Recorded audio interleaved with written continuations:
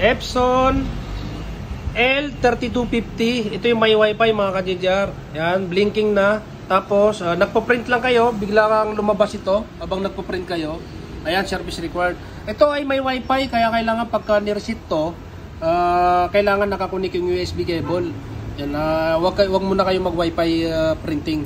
Ngayon ba, ulitin natin, sample tayo. Halimbawa, ito, nandito tayo sa driver nyo. Pag ni-right click nyo yan, printing preferences, maintenance, yan, ipapakita sa inyo, ito yung error. Ayan, kapag ka ganito, i-reset yan, service required. Kailangan mayroon kayong resetter tools.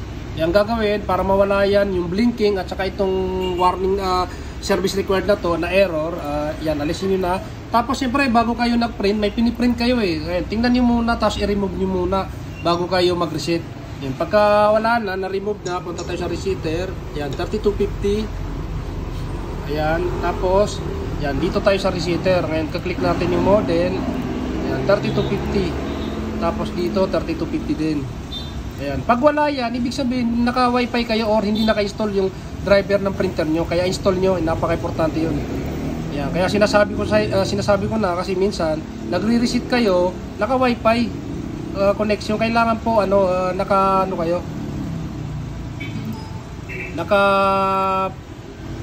USB cable. Ayan, ulitin nyo lang kasi minsan may bagyan.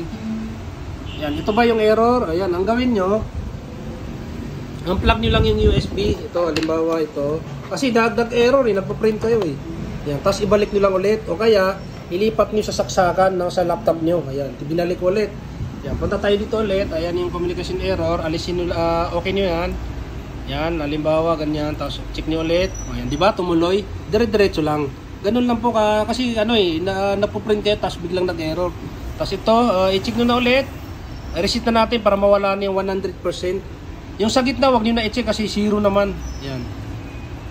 Yan, full guide na yan doon sa mga nagtatanong bakit nag-error kapag initialize na. Ayan, turn off printer. Ayan, turn off lang yung printer. Ayan, ayun blinking, di ba? Ayan, turn off natin.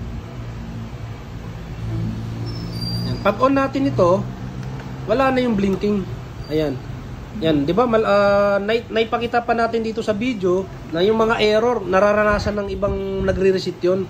Kasi ang nangyari, pag nagpo-print sila, nag-error. Ngayon, hindi nila naalala, bago nag-error, nag-print. Ngayon, naka-pending yun. Alisin nyo, delete, or remove. Tapos kapag error pa rin, yun, unplug nyo lang yung USB cable, ibalik nyo ulit, or sa laptop nyo, baka nahihirapan mag-detect yung USB port ng laptop, ilipat nyo sa ibang saksakan. Ayun, okay na, wala na yung blinking, tapos pwede na kayo mag-print. Ayan. Epson L3250. Yung ginawa natin ay para yun sa may mga wifi tulad ng halimbawa yung mga 5290. Sa 3110 naman, 3150 may wifi din yun. Kasi karamihan may nagpo-print naka-wifi. Kaya hindi maiwasan mag-error. Pero wala, nagagawa naman ng paraan. Basta sundan lang yung instruction na tinuturo natin. Ayun, maraming salamat. Huwag pong kalimutan i-like, i-share yung video.